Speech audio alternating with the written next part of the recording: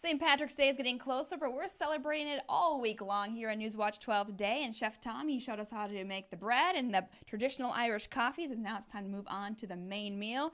And Chef Tom, we've been talking about corned beef and cabbage. That's usually what you hear around St. Patrick's Day, but you say it's not actually a traditional Irish meal. No, it's not. It's Americanized. It is Americanized, and the reason it was Americanized is traditionally Irish people are a very poor culture, and when they immigrated to America, they found that the New Englanders had a boil of which consisted of beef and turnips and carrots and cabbage, as well as the Jewish personnel had already established a cured beef, which they referred to as corned beef.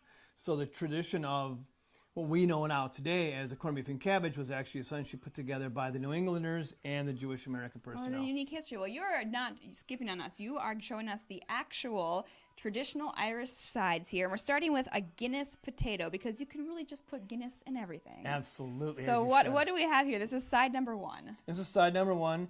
This is a Yukon Gold potato, just sautéed with onions and glazed with Guinness. All right, and we still have to get some cabbage in here. We do. How are we going to do that? So a traditional Irish cabbage is the Irish cabbage and bacon, as they so call it. And one of the reasons that they do boil a lot of their foods is because of the fact that all their foods were cured because of the lack of refrigeration. So you had to boil your bacon, as they so called it, just to eliminate some of the salt. Okay, so we have our sides, and then we still have our corned beef, of course. And one of the things that you were just saying is there's better options than boiling your meat. There is indeed. I find that braising your meat it allows it to be much more tender and much more succulent than you would find by boiling it.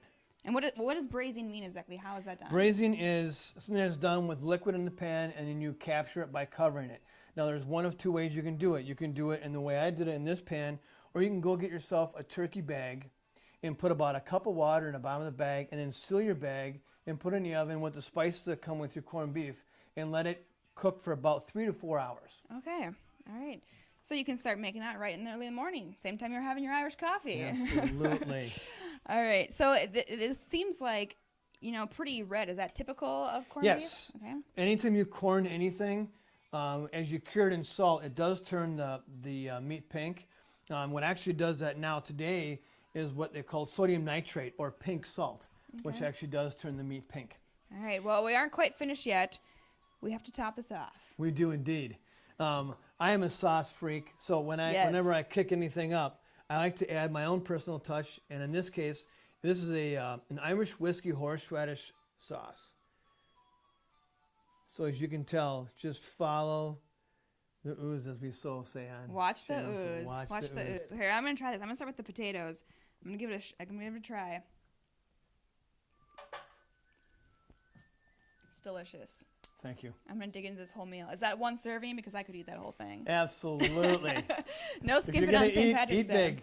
All right. Well, thank you, Chef Tom, for sharing all these traditional Irish foods with us. And you can find more information at WJFW.com. Thank you for having me. Thank you.